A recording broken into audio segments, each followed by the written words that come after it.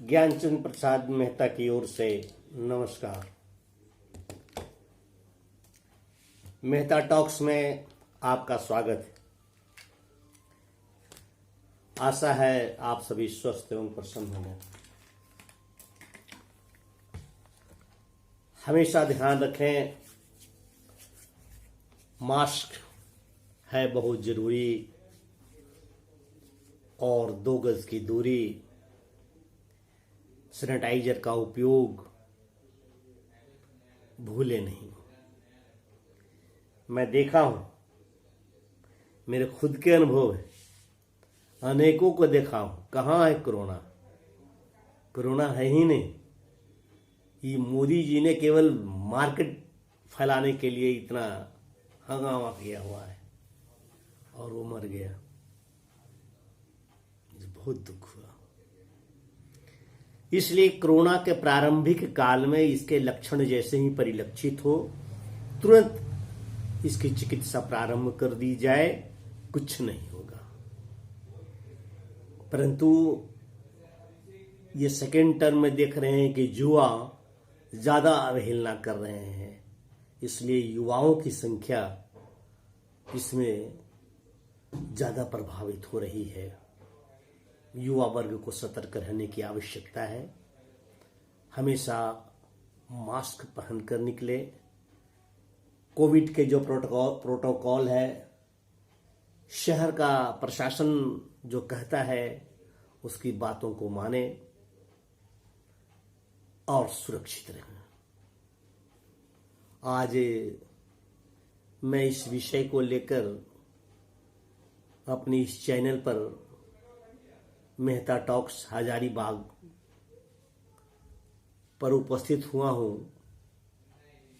कि कुछ बातें जो कहनी रह गई बंगाल के संदर्भ में, उन बातों को मैं आपसे शेयर कर सकूं। तो बात को बढ़ाते हुए बंगाल के चुनाव में तृणमूल कांग्रेस का विजय हुआ। जीतना ही था, जीते,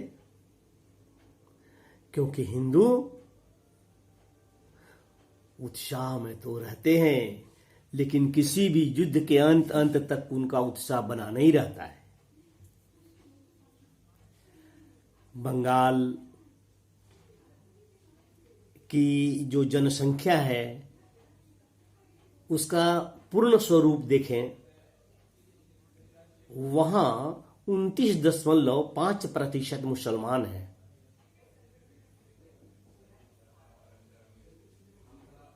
और 70.5% हिंदू हैं। लेकिन आपको आश्चर्य होगा यह जान करके कि 70-71% में हिंदू में से 23% हिंदू वोट करने नहीं गए, लेकिन 29% मुसलमानों में से 2% हिंदू ऐसे थे जिन्होंने वोट नहीं दिया। वो भी इस कारण कि वे बीमार थे या बंगाल में नहीं थे। और हिंदुओं ने भी जिन्होंने मतदान किया, वे आवश्यक नहीं है कि भारतीय जनता पार्टी एक हिंदुनिष्ठ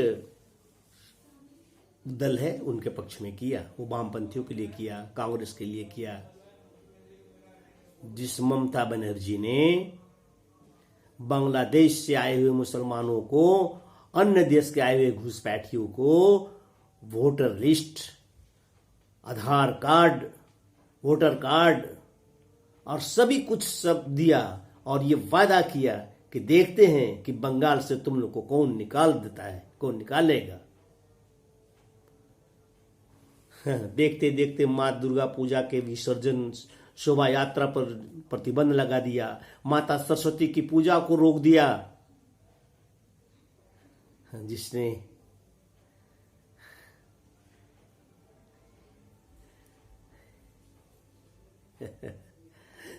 विपक्ष के हिंदुओं को मारकर पीपल के पेड़ पर लटका दिया, जो ममता बनर्जी का विरोध करते थे। हमने क्या किया? ने क्या किया, 29.5% मुसलमानों में से 2% ऐसे होंगे वोट नहीं दिया होगा। जैसा मैंने पहले कहा हूं, परंतु 25% मुसलमानों ने एकजुट होकर एक मुश्त ममता बनर्जी के पक्ष में वोट दिया। इसलिए बंगाल में जो खेला हुआ उसका निष्कर्ष यह है कि युद्ध के समय 23% सैनिक हमारे भाग गए और बाकी प्रतिशत सैनिक शत्रुओं के साथ मिल गए।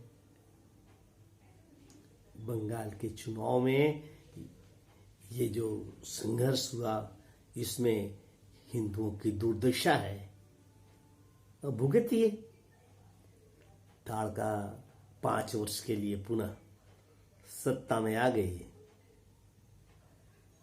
जो व्यक्ति कठिन, कड़े और कठोर कंटकाकीर्ण रास्तों से गुजर नहीं सकता, वो क्या आगे जाएंगे? तो उसमें से जो कठोर होंगे वे ही आगे बढ़ेंगे, वे ही आगे बढ़ते हैं। आपको मुसलमानों से भी अधिक कठोर बनना होगा, मुसलमानों से भी ज्यादा अपने को संघर्षशील बन करना होगा और अपनी कीर्ति, अपनी यश की सुरक्षा के लिए तुम्हें ज्यादा चौकस रहना पड़ेगा, दिन रात के मेहनत करने पड़ेंगे।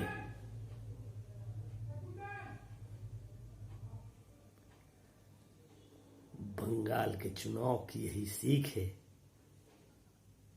जा रहा है समय, भागता जा रहा है तेजी से।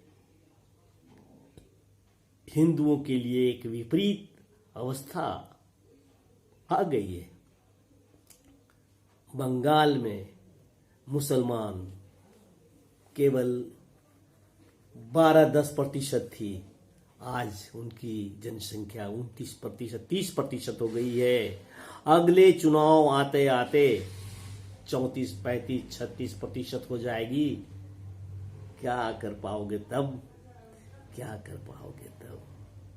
हे हिंदुओं, बंगाल के हिंदुओं, तुम्हें चुनौती है।